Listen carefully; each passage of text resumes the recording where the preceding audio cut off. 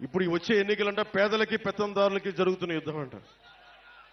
జగన్ గారి పేదలు వాళ్ళు ఒక్కొక్క ఎమ్మెల్యే అభ్యర్థిని చూపిస్తాను, ఒకరికి 200-400 కోట్లు ఆస్తుంది.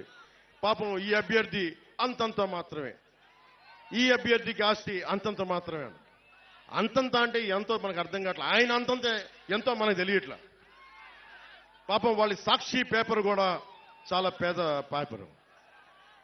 వాళ్ళ భారతీయ సిమెంట్స్ కూడా చాలా పేద సిమెంట్ ఫ్యాక్టరీ. వాళ్ళ సజ్జల గారు కూడా చాలా పేద వ్యక్తి.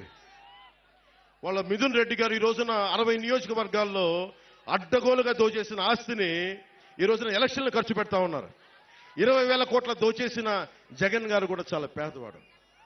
మనమే పెద్దదాలు. 600 కోట్ల రూపాయలు సిద్ధం బోర్డులకే ఖర్చు పెట్టిన జగన్ గారు కూడా పాపం నిజంగా పేదవాడు. జేపీ వెంచర్స్, మనకు తీరాల్లో మన గ్రామాల్లో ఉన్న ఇసుకని మట్టిని దోచేసిన జేపీ వెంచర్స్ కూడా జగన్ గారి బినామీ కంపెనీలు, అవి కూడా పేద కంపెనీలే. పెద్దిరెడ్డి గారి, మిథున్ రెడ్డి గారి, మిగతా ఉంటారు కదా, వాళ్ళందరూ కూడా పేదవాళ్ళు. ఎమ్మెల్యే కూడా లేని నేను పెత్తందారంట. ఒక్క ఎమ్మెల్యే కూడా లేడు నా పక్కన. మేబీ మీరందరం చూసి, మీ అందరినీ చూసి అది నా ధనం అనుకుంటున్నాడేమో. అలా అనుకుంటే నాకు ఇబ్బంది లేదు. ప్రజాధనం ధనం అయితే నేను ధనవంతుడినే. చొక్కా పట్టుకొని ఈడుస్తాం. రాజకీయ నాయకుల్ని అకౌంటబిలిటీ తీసుకొస్తాం, జవాబుదారీతనం తీసుకొస్తాం. ఆ భయం ఒకటే అడగండి. వైసీపీ నాయకులు వంగా గీత గారిని కానీ ఎవరైనా సరే వైసీపీ నాయకులు మండలానికి ఒకళ్ళు వెళ్తా ఉన్నారు, వారిని ఒకటే అడగండి. సుద్దగడ్డ కొండ కాలువ ఈ ఆధునీకరణకి 170 కోట్ల రూపాయలు నిధులు విడుదల చేసినా ఎందుకు ఆపారని అడగండి. ఎందుకు సంతకాలు పెట్టాల్సి వచ్చిందని అడగండి. వాడికి సమాధానం చెప్పి ఓట్లు అడగమని చెప్పండి. చేబ్రోలు పట్టు రైతుల కోసం ఏం చేశారని అడగండి. వరద ముంపు కోసం గొల్లప్రోల్లో మన ఎస్సీ కాలనీతో సహా అన్ని మునిగిపోతా ఉంటాయి. వాళ్ళ శ్మశానం కూడా మునిగిపోతా ఉంటుంది. అలాంటి సమస్యల మీద వాళ్ళు ఎందుకు వచ్చారు, అవన్నీ తీర్చారా? ఈ రోజున ప్రతి 54 గ్రామాలు చెప్పి తిరుగుతా ఉన్నారు. మండలానికి ఒక నాయకులను పెట్టి తిరుగుతా ఉన్నారు. ఈ 5 సంవత్సరాలు మండలానికి ఒక్కొక్క నాయకుడు ఎందుకు తిరగలేదు? నిజంగా సమస్యలు ఎందుకు మీరు పరిష్కరించలేదు? మీరే కనుక పరిష్కరించుంటే పవన్ కళ్యాణ్ అవసరమే లేదు పిఠాపురానికి.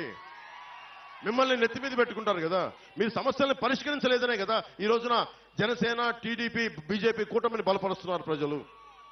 అందుకని దీన్ని దృష్టిలో పెట్టుకొని మీరు ఒక్కసారి ఆలోచించండి. ఆ సౌండ్ ఎక్కువ, గాలి తక్కువ పార్టీని నమ్మకండి.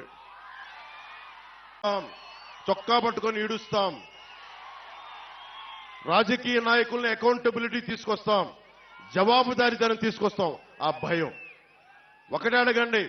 వైసీపీ నాయకులు వంగా గీత గారిని కానీ ఎవరైనా సరే వైసీపీ నాయకులు మండలానికి ఒకళ్ళు వెళ్తా ఉన్నారు, వారిని ఒకటే అడగండి. సుద్దగడ్డ కొండ కాలువ ఈ ఆధునీకరణకి 170 కోట్ల రూపాయలు నిధులు విడుదల చేసినా ఎందుకు ఆపారని అడగండి. ఎందుకు సంతకాలు పెట్టాల్సి వచ్చిందని అడగండి.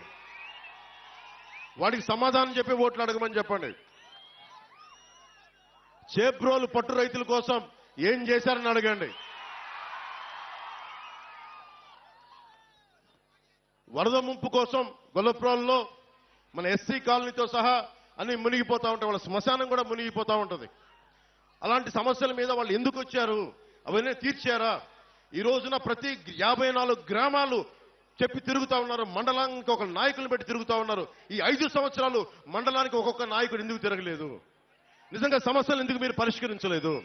మీరే కనుక పరిష్కరించుంటే పవన్ కళ్యాణ్ అవసరమే లేదు పిఠాపురానికి. మిమ్మల్ని నెత్తి మీద పెట్టుకుంటారు కదా. మీరు సమస్యల్ని పరిష్కరించలేదనే కదా ఈ రోజున జనసేన, టీడీపీ, బీజేపీ కూటమిని బలపరుస్తున్నారు ప్రజలు. అందుకని దీన్ని దృష్టిలో పెట్టుకొని మీరు ఒక్కసారి ఆలోచించండి. ఆ సౌండ్ ఎక్కువ, గాలి తక్కువ పార్టీని నమ్మకండి.